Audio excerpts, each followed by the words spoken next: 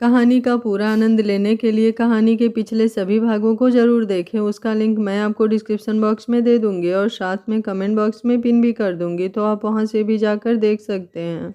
अगर आप लोग इस कहानी का दूसरा पार्ट आज शाम 6 बजे सानवी व्योम शादी स्पेशल देखना चाहते हैं तो कमेंट बॉक्स को अपने प्यारे प्यारे कमेंट से भर दीजिएगा। मैं इंतज़ार करूँगी आप लोगों के प्यारे कमेंट का। आप लोग इंतज़ार करिएगा अगले पार्ट का शाम 6 बजे। मयंक ने व्योम से सानवी के बारे में उसकी राय जानने के लिए उसे छेड़ा तो व्योम खामोश रहा। वो कुछ नहीं बोला। तुम्हारी खामोशी मुझे जवाब दे रही है डॉक्टर साहब, और आगाह कर दूं पहले से ही कि हमारी बुआ जी आई हैं जो कि सानवी का रिश्ता कराना चाहती हैं। अगर ऐसा वैसा कुछ नहीं है तो बढ़िया है ना, आ जाओ शामिल होने हमारी खुशी में।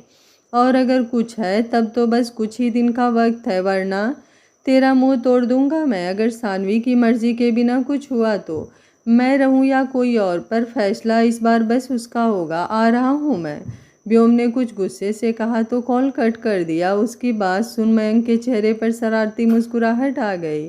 मयंक ने सानवी को उदास देखा था कई बार और वो सोच रहा था कैसे क्या करे कि सानवी आगे बढ़े।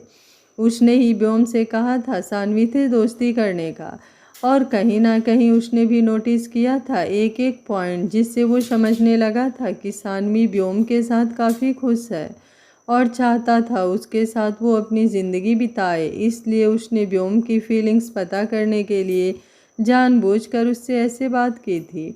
और अब वो मुस्कुरा रहा था व्योम की लास्ट बात सुनकर। क्या हुआ दीदी, आप सिर पकड़कर क्यों बैठी हैं? दर्द हो रहा है क्या? मैं मालिश कर दूं? सुबह के पहर बुआ जी धूप में पलंग पर बैठी थी, अपना सिर पकड़े तो शोभा जी उनसे बोली, दर्द से फटा जा रहा है सिर? मालिश का तुम रहने दो, जाकर बहू को बोल दो गर्म तेल ले आए और उसी को अच्छे से सिर में डालकर मालिश करे तो शायद ठीक लगे।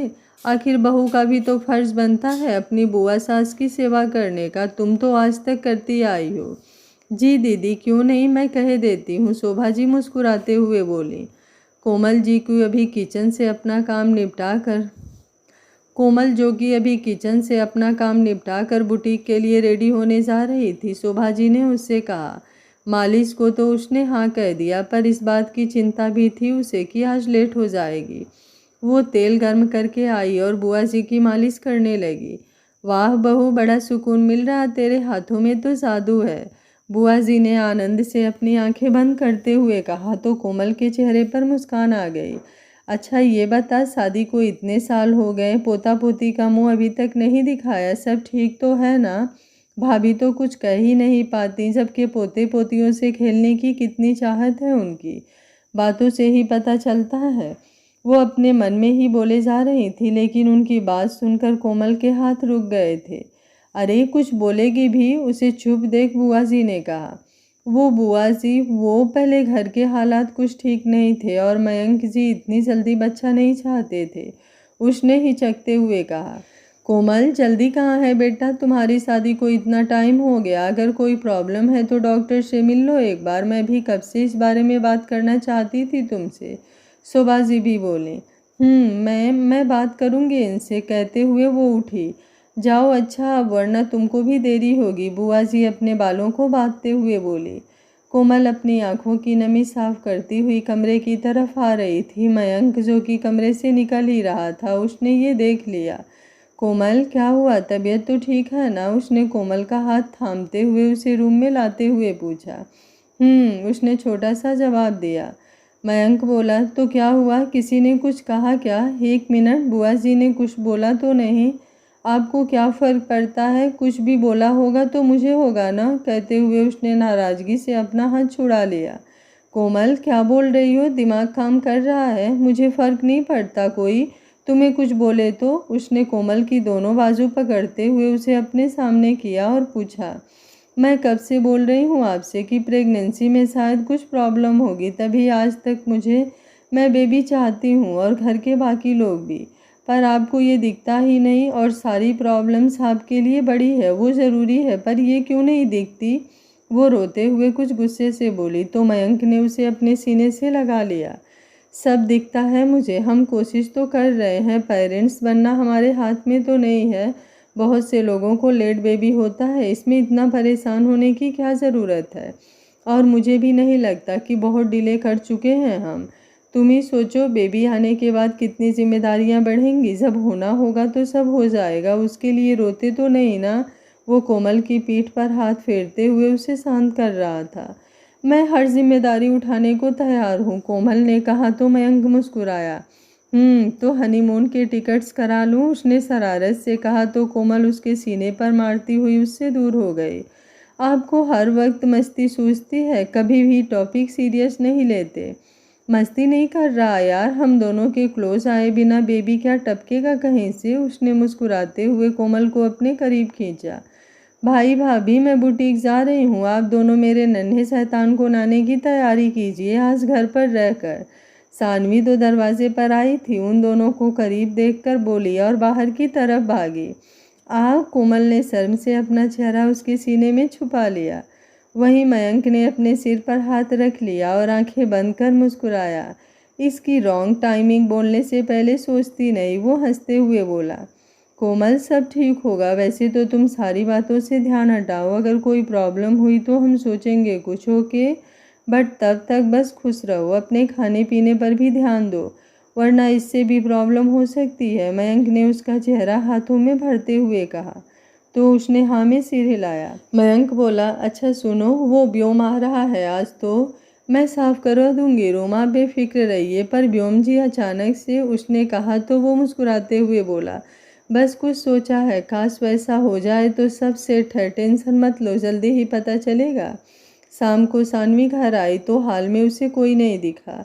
सब कहाँ गायब हैं, कोई दिख ही नहीं रहा, लगता है रूम में होंगे, कहती हुई वो अपने रूम में आ गई और चेंज करने लगी। वो चेंज करके अपने रूम से निकली ही थी कि उसे किसी के हंसने की आवाज़ सुनाई पड़ी। ये तो व्योम की आवाज़ है, वो यहाँ कैसे? वो खुद से ही बोली और जल्दी से अपने रूम से निकल गेस्ट रूम की तरफ जाकर देखा तो वहाँ व्योम और दामोदर जी बैठे थे और किसी बात पर हंस रहे थे। अरे बिट्टी आ गई तू, आजा बैठ मेरे पास। दामोदर जी की निगाह जैसे ही उस पर गई वो बोले, जी पापा। वो बोली और उनके पास आई। व्योम ने हल्की मुस्कुराहट के साथ उसे देखा तो सानवी उसे घूरने लगी। मुझे पता तक नहीं कि आ रहे हैं और अचानक से यहाँ ऐसे प्रकट हो गए और अब हंस रहे हैं। मन तो कर रहा है गला दबा दूं मैं इनका, वो उसे घूरते हुए बोली। हेलो कैसी हो सानवी, उसने पूछा तो सानवी ने एक नज़र मुस्कुराते हुए अपने पापा को देखा, फिर जानबूझकर उससे हाथ मिलाकर हाथ जोड़ लिए। जी बिल्कुल बढ़िया। उसकी कुढ़न देख वो मन ही मन हंसा था। बेटी मैं आता हूँ, कुछ देर में बाहर जाना है, तब तक तुम ख्याल रखना व्योम बेटे का। मयंक भी आता ही होगा। दामोदर जी उठते हुए बोले तो उसने बस सिर हिला दिया। उनके बाहर जाते ही सानवी उस पर लगभग चढ़ते हुए कुछ गुस्से से बोली, तुम मेरे घर में क्या कर रहे हो, वो भी बिना बताए आए। अंकल जी ने क्या कहा था, ख्याल रखना इनका, व्योम ने उसे याद दिलाने के उद्देश्य से गया। ख्याल माई फुट, कोई छोटे बच्चे नहीं हो, और सुबह भी तो हमारी बात हुई थी, फिर क्यों नहीं बताया कि आ रहे हो। अरे यार सरप्राइज नाम की भी कोई वर्ड होता है, उसने कहा तो सानवी उससे कुछ दूर हुई। क्या हुआ, तुम्हें मेरा आना पसंद नहीं आया क्या, जो अब ऐसे शांत हो गई। व्योम ने उसे ऐसे चुप होते देख कर पूछा। सानवी कुछ परेशान सी बोली, नहीं वो बात नहीं है, पर ऐसे तुम आ गए और फैमिली मीन्स पापा भैया क्या बोलेंगे कि क्यों आए हो। अब व्योम उसे कैसे बताता कि उसके भैया के कारनामों की वजह से ही वो भागता हुआ यहाँ आया है, वरना उसका आने का कोई प्लान नहीं था। तुम फिक्र मत करो, मयंक दोस्त है यार मेरा, उसी से मिलने आया हूँ, और वैसे भी मुझे यहाँ कुछ काम भी था तो सोचा इसी बहाने तुम सबसे भी मिल लूँगा। वो बोला तो सानवी कुछ रिलैक्स हुई। काशवी बेबी कैसी है, उसे जैसे ही याद आया उसने झट से पूछा। व्योम उसे इतना एक्साइटेड देख मुस्कुराया। व्योम बोला, ठीक है, बहुत परेशान करती है, देखो एक नंबर की शैतान है। तो क्या हुआ, क्यूट भी तो कितनी है, काश वो मेरे घर होती तो मैं उसे बहुत ज़्यादा प्यार करती और उसे बिल्कुल भी अपने से दूर ना करती। वो कहीं खोई हुई सी बोली। हाँ तो अपने ही घर है, वहीं तो रहना है तुम्हें आगे, वो जल्दबाजी में बोल गया। तो सानवी उसका मुंह देखने लगी कि क्या बोल रहा है वो। अरे मेरा मतलब है कि तुम दोस्त हो ना मेरी, तो आना जाना रहेगा ही, वो बात संभालते हुए बोला तो उसने मुस्कुराते हुए हाँ में सिर हिलाया। बच गया, वरना तो इसके सवाल शुरू होते ही जासूसी बंद ही नहीं होती और सब जान कर तो शायद ये अब तक मेरा सिर फोड़ चुकी होती। वो खुद से ही बोला। लगता है भैया आ गए, चलो बाहर ही बैठना उनके पास। सानवी मयंक की आवाज़ सुनकर बोली। उसने कहा। भैया आप ये देखिए कितना अच्छा लड़का है ना, बुआ ने अपना फ़ोन दामोदर जी की तरफ बढ़ाते हुए कहा। लड़का तो ठीक लग रहा है। मयंक बोला। किसके लिए लड़का देख रहे हैं पापा? बुआ जी बोली। और कौन, अपनी बिट्टी के लिए ही तो है। अब उसका पहले पति से तलाक हो गया तो क्या हुआ, क्या ज़िंदगी भर ऐसे ही रहेगी? उसकी दूसरी शादी के लिए ही देखा है मैंने ये लड़का। बस इसका 3 साल का एक बेटा है, बिट्टी को उसे भी अपनाना होगा। बाकी इसके घर वाले भी बहुत ही अच्छे विचार के हैं। मयंक कुछ हैरानी और गुस्से से। बुआ आप हमारी बिट्टी के लिए इतना सोच रही हैं, ये बहुत है। पर एक बच्चे के बाप से उसकी शादी कराना चाहती हैं, ये बिल्कुल नहीं होने दूंगा मैं। बुआ जी बोली। हाँ तो बिट्टी भी तलाकशुदा है, ऐसे कोई कुंवारा लड़का उसका हाथ नहीं थाम लेगा। दूसरी शादी वाला लड़का ही मिलेगा। अब तक सानवी और बोम भी वहाँ आ चुके थे। ये सारी बातें सुनकर तो सानवी को एक धक्का सा लगा था, वहीं व्योम को भी काफ़ी गुस्सा आया था। क्यों बुआ जी, आखिर कमी क्या है सानवी में जो उसे ऐसा लड़का नहीं मिलेगा? व्योम की आवाज़ अचानक से गूंजी तो सब उसकी तरफ देखने लगे। वहीं व्योम ने जब सानवी के चेहरे की तरफ देखा तो वो बस शांत सी खड़ी थी। सानवी का हाथ जो थामेगा वो इस दुनिया का सबसे खुशनसीब लड़का होगा, जिसके साथ इतनी प्यारी और जिंदा दिल लड़की होगी। उसने आगे अपनी बात रखी। ये सब बस कहने की बातें हैं, और अगर ऐसा नहीं है तो एक बात का जवाब दो मुझे कि क्या तुम कर लोगे इससे शादी? बुआ जी कुछ खींचते हुए बोली तो सब हैरानी से उन्हें देखने लगे। दीदी आप क्या बोल रही हैं? दामोदर जी ने उन्हें टोका। बोलो, क्या तुम कर लोगे इससे शादी? व्योम को शांत देख उन्होंने वापस से कहा। बिल्कुल कर लूँगा, अगर सानवी और बाकी के लोगों को कोई ऐतराज़ ना हुआ तो। बोलो सानवी, क्या तुम? उसने अपनी बात पूरी भी नहीं की थी कि उसके गाल पर एक तेज थप्पड़ पड़ा जो सानवी ने दिया था। बिट्टी, मयंक काफ़ी तेज आवाज़ में बोला। I hate you, I hate you, सुना तुमने? आई हेट यू, वो सिसकते हुए बोली। बिट्टी ये कौन सा तरीका है? दामोदर जी कुछ नाराज़गी जताते हुए बोले। भैया देख रहे हैं आप इसकी हरकत, सच में पागल होती जा रही है ये लड़की। बुआ बड़बड़ाई। वहीं व्योम बस उसे देखे ही जा रहा था। वो भागते हुए टेरिस पर चली गई। व्योम, बिट्टी की तरफ से मयंक ने कुछ कहना चाहा कि वो बीच में ही बोला। सानवी की शादी किसी और शख्स से नहीं होगी अंकल जी, और ऐसे रिश्ते में वो कभी खुश नहीं रह पाएगी। उसे ऐसा पार्टनर चाहिए जो उसे समझे और इतना प्यार दे कि वो अपनी बीती जिंदगी को भुला दे। शादी करोगे उससे? दामोदर जी ने अपने मन के विचार को उसके सामने रखा तो वो अविश्वास से उन्हें देखने लगा। तुमसे बेहतर शायद कोई नहीं होगा उसके लिए, जो सबके सामने भी थप्पड़ खाने के बाद बस उसी के लिए सोच रहा है। व्योम बेटा, जो कुछ हुआ उसके लिए मैं माफ़ी चाहता हूँ, पर क्या सच में ये रिश्ता जुड़ सकता है मेरी बेटी का तुम्हारे साथ? उन्होंने कहा। सानवी मान जाए तो? उसने ऊपर की तरफ देखते हुए कहा। मुझे भरोसा है कि तुम उसे मना लोगे, मयंक बोला तो वो हल्का सा मुस्कुराया। इधर सानवी एकांत में खड़ी थी। उसने अपनी आंखें कसकर बंद कर रखी थी और उनसे आंसुओं की धारा बह रही थी। उसने व्योम पर हाथ उठाया था, ये सोचकर ही अब बेहद तकलीफ हो रही थी, पर साथ ही इस बात पर गुस्सा भी आ रहा था कि वो ऐसा कैसे कह सकता है जबकि वो बस दोस्त है। क्या सोच रही हो? व्योम की आवाज़ उसके कानों में पड़ी तो उसने झट से अपने आंसू साफ किए और उसकी तरफ मुड़ी। व्योम ने उसका चेहरा देखा तो समझ गया कि वो रोई है। सानवी कुछ ना बोलकर उसे इग्नोर कर आगे बढ़ी ही थी कि व्योम ने उसकी कलाई थाम ली। वो उससे अपना हाथ छुड़ाने लगी, लेकिन व्योम की पकड़ मजबूत थी। हाथ छोड़िए मेरा, उसने अपना चेहरा दूसरी तरफ घुमाते हुए कहा। मैं इतना बुरा हूँ कि देखना तक नहीं मुझे? उसने अपने अंदाज में पूछा। मुझे कोई बात नहीं करनी, पर मुझे करनी है। अपनी मर्जी तुम्हें भी थोपनी है, सभी तो यही करते हैं और तुम भी कर रहे हो, तो क्या बात करना बाकी रह गया है? वो बोली तो व्योम ने उसका चेहरा हाथों में भर लिया। मैं कोई मर्जी नहीं थोप रहा, बुआ जी ने सवाल ही ऐसा किया था। और हाँ, अगर वो तुम्हारी शादी गलत जगह कराती है तो उसे रोकने का हक है मेरा। और उससे पहले मैं इस बात से तुमसे इजाज़त नहीं लूँगा। मुझे नहीं बर्दाश्त कि मेरी सानवी वापस से कुछ सहे। बहुत मुश्किल से वो पहले जैसी होने लगी है, जिसे देखकर भी कभी मुझे चिढ़ होती थी। आज उसी सानवी को खोजता हूँ जो बस मस्ती करती हुई अच्छी लगती है।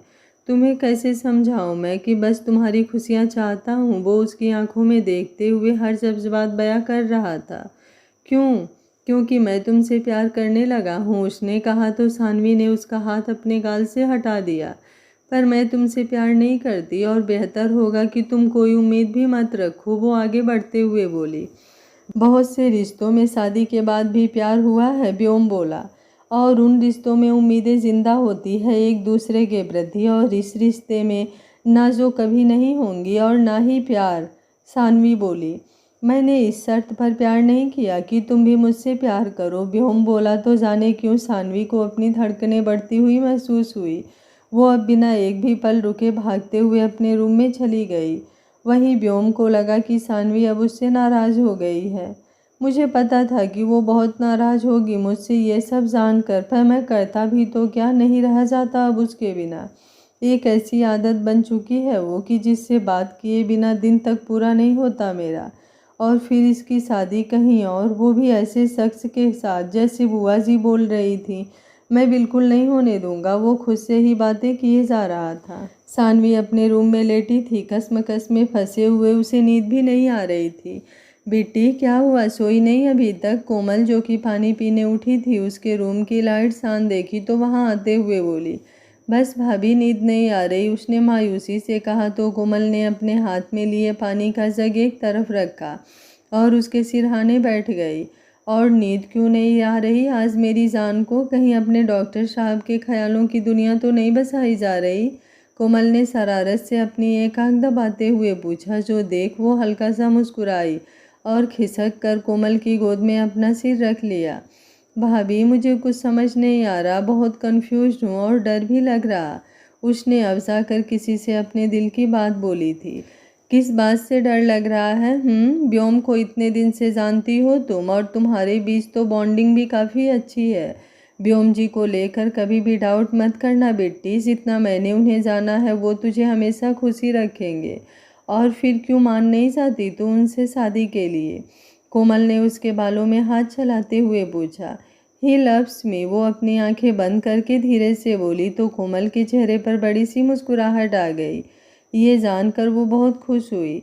पागल लड़की, ये तो कितनी खुशी की बात है कि वो तुझसे प्यार करते हैं। कोमल ने उसके गाल पर हाथ रखकर कहा, पिछली बार क्या हुआ था आप जानती हो। मुझसे नहीं होगा भाभी ये सब, मैं नहीं प्यार कर पाऊंगी उनसे। मैं किसी भी तरह से फिट नहीं बैठती उनके साथ इस रिश्ते में। वो अभी तक सिंगल हैं और मैं तलाकशुदा, उसने लड़खड़ाए लफ्ज़ों से कहा। तो कोमल ने उसे अपने गले से लगा लिया। मेरी बेटी का मन साफ है, बस इतना जानती हूँ मैं। और बेटा, अगर कोई सच्चे दिल से किसी को प्यार करता है तो ये सब मैटर नहीं करता। और मैं जानती हूँ तू ये सब बस इसलिए बोल रही है क्योंकि तेरे दिल दिमाग में अभी भी बुआ जी की बातें चल रही है। पर बेटा, तू एक बार के लिए सब भूल जा, पास्ट को भी साइड रख, और जिस हिसाब से जितना भी तेरा और व्योम का अब तक का रिश्ता है, ये बता उस हिसाब से तुम दोनों परफेक्ट हो कि नहीं एज अ पार्टनर। बस अपने दिल से सोच कर देखना, कोमल ने उसे काफ़ी प्यार से समझाते हुए कहा। तो सानवी सब कुछ सोचने लगी और उसने हाँ में सिर हिलाया। सिर मत हिला, मुझसे बोल, मैं तेरे भैया को बता दूं कि तू रेडी है इस शादी के लिए? कोमल ने पूछा। आप सबको यही ठीक लगता है तो मुझे ऐतराज़ नहीं, और व्योम को शायद इतना जानती हूँ कि वो कभी कुछ गलत नहीं करेंगे, उसने कहा। पर अभी भी पूरी तरह से वो तैयार नहीं थी। इतना आसान था भी तो नहीं उसके लिए, पास्ट में इतना कुछ जो हुआ था उसके साथ। बस यही भरोसा जीवन भर बनाए रखना, फिर सब कुछ अच्छा ही होगा। वो सानवी का सिर चूम कर बोली। सो जाना, अब सुबह जल्दी उठना भी है, कहते हुए कोमल ने लाइट साफ की और डोर लगा दिया। फिर अपने रूम में आई तो मयंक जगा हुआ था। आप दोनों भाई बहन एक जैसे हो? वो जाग रही थी अभी तक, उसे सुलाया तो यहाँ आप भी जाग रहे हैं, कोमल ने अजीब सा मुँह बनाते हुए कहा। और इसी में किसी को बेबी भी चाहिए ताकि वो सारी रात जगाए, मयंक ने उसे तंग करते हुए कहा। आप तो कुछ बोलिए ही मत मुझसे। ये सुन वो चिढ़ गई थी। मयंक हंस पड़ा। उसकी शक्ल देखकर उससे पानी मांगा तो कोमल ने उसे एक गिलास पानी दिया और आकर अपनी जगह पर लेट गई। मयंक ने उसकी कमर पकड़ अपने ऊपर खींच लिया। सो जाइए, मुझे भी नींद आ रही है, उसने बिना किसी भाव के कहा। नाराज हो गई क्या? मयंक ने उसके कंधे से नाइटी थोड़ा नीचे करते हुए पूछा। कोमल ने अपना चेहरा उठा उसे देखा तो उसकी आंखों में देखते हुए मुस्कुराई, जो देख मयंक समझ गया कि वो उसे परेशान कर रही थी। और बिना देरी किए उसके कंधे पर मयंक ने किस करते हुए बाइट कर दिया, जिससे उसकी सिसकारी निकली। बहुत ज़्यादा शैतान होती जा रही हो, उसने कहा तो वो हल्के से मुस्कुराई। आपकी संगति का ही नतीजा है, आप कम परेशान करते हैं मुझे। और अभी ये क्या है? उसने अपनी आंखें छोटी करके पूछा। बदले में वो बस हंस दिया, जो देख कोमल ने उसका चेहरा अपने करीब किया और उस पर झुकी। दोनों के लफ्ज जुड़ चुके थे। मयंक ने उसकी पीठ पर हाथ कस दिया और दोनों अपने प्यार की हंसी दुनिया में खो चुके थे। अगले दिन व्योम कानपुर वापस जा चुका था। वो काफ़ी खुश था इस बात से कि सानवी उसे एक्सेप्ट कर चुकी है, पर यह भी समझता था कि अभी वो शायद सबके कहने की वजह से ही मानी है। उसके दिल में भी कोई एहसास है व्योम के लिए या नहीं, ये उसे नहीं पता था, पर वो जानता था कि बहुत जल्द ही वो उसे भी एहसास दिला देगा कि जिसे वो दोस्ती का नाम देती है वो असल में उससे कहीं ज़्यादा है। उसने घर आकर जीजू को सारी बात बता दी थी। जीजू ने अपने तरीके से शिखा जी और काजल के सामने सानवी और व्योम के रिश्ते की बात रखी थी और सब मान भी गए थे।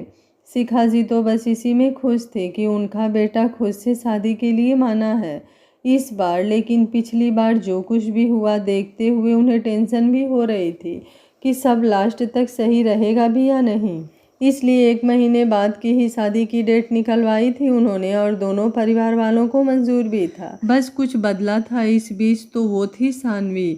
वो व्योम से अब उतना खुलकर बात नहीं कर पाती थी, ना ही उससे ज़्यादा कुछ बोलती, जो व्योम को चुभता भी था। लेकिन फिलहाल वो कुछ नहीं कर सकता था जब तक शादी नहीं हो जाती। देखते देखते शादी की तैयारियों के बीच समय कब बीत गया पता ही नहीं चला। कनुल की हल्दी थी। व्योम अभी हॉस्पिटल से आया था कि उसे शिखा जी किसी से फ़ोन पे बात करती हुई दिखी। उन्होंने कुछ देर बाद बात करके फ़ोन रखा तो देखा व्योम उन्हें ही घूर रहा था। क्या हुआ व्योम बेटा? उन्होंने अनजान बनते हुए पूछा। आपने उन्हें कॉल क्यों किया था, जबकि आप ये बात बहुत अच्छे से जानती हैं कि मुझे वो शख्स बिल्कुल भी नहीं पसंद। उनका चेहरा तक देखना बर्दाश्त नहीं होता मुझसे और आप उन्हें ही बुला रही हैं। उसकी आवाज़ में एक अजीब सा दर्द और बेइंतहा गुस्सा था। व्योम, वो तेरे पिता हैं और उनका हक बनता है अपने बेटे की शादी में आने का। मैंने कॉल नहीं किया था, उन्होंने ही किया था जब उन्हें पता चला तो। और मैं ये हक नहीं छीन पाई, उन्होंने बेबसी से कहा। हक? पिता? इन शब्दों का मतलब भी पता है उन्हें? वो अपनी दूसरी दुनिया बसा चुके हैं, हम सबसे दूर। और मैं जानता हूँ कि उन्हें देखकर सबसे ज़्यादा तकलीफ़ आपको ही होगी और मैं ये खुशियाँ खराब नहीं होने दूंगा, वो सख्ती से बोला।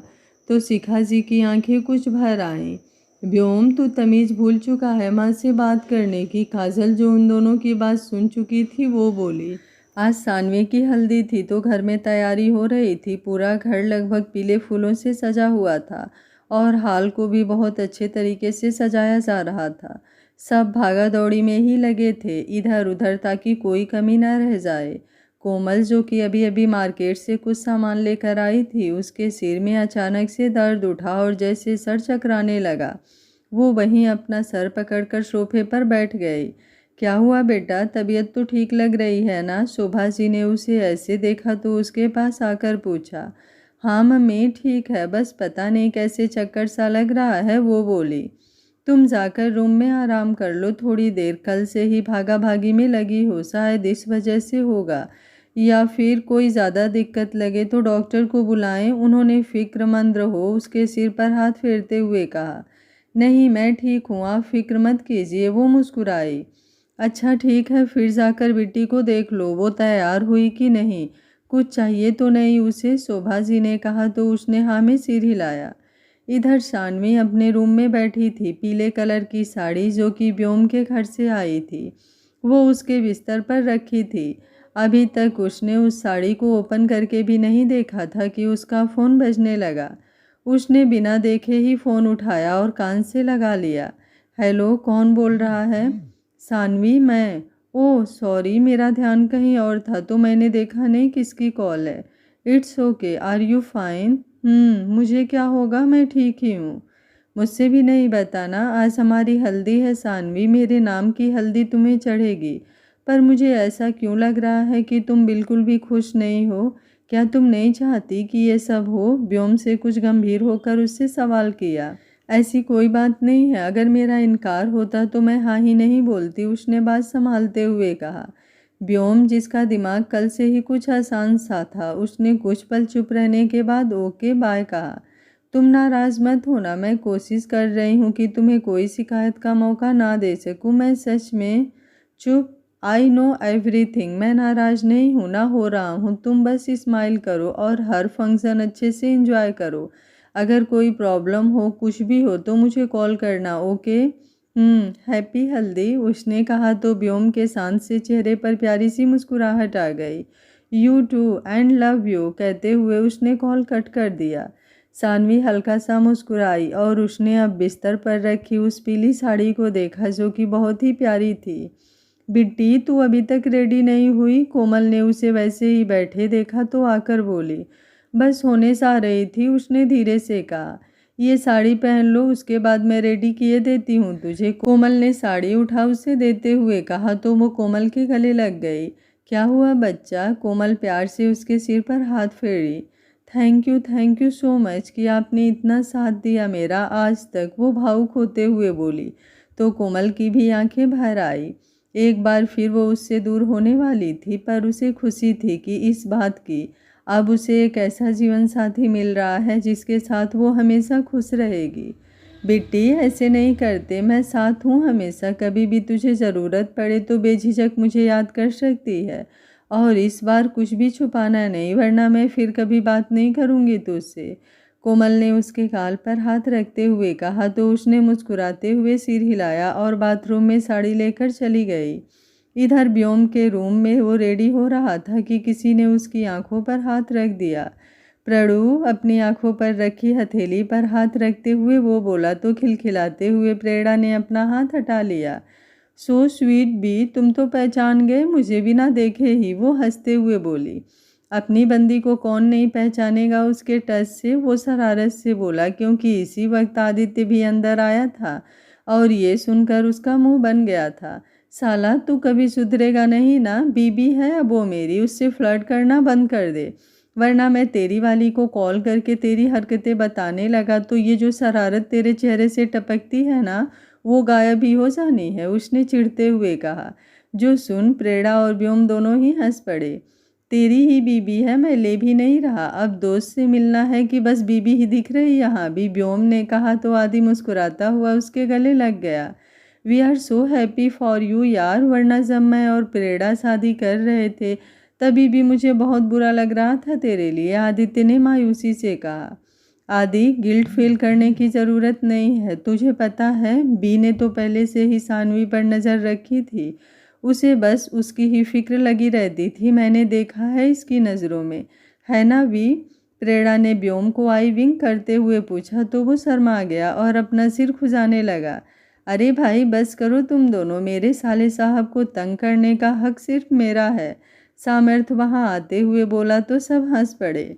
अगर आप लोग इस कहानी का आज दूसरा पार्ट देखना चाहते हैं तो कमेंट बॉक्स को अपने प्यारे प्यारे कमेंट से भर दीजिएगा, ताकि सानवी और व्योम शादी स्पेशल मैं आप लोगों के लिए दूसरा पार्ट शाम 6 बजे ला सकूं। तो ये आप लोगों के कमेंट के ऊपर डिपेंड करता है, लेकिन मुझे पता है मेरी यूट्यूब फैमिली मुझे निराश बिल्कुल नहीं करेगी। तो आज शाम 6 बजे आप लोग इस कहानी के अगले पार्ट के लिए तैयार रहिएगा। Thank you for watching. मिलते हैं कहानी के अगले पार्ट में आज शाम 6 बजे।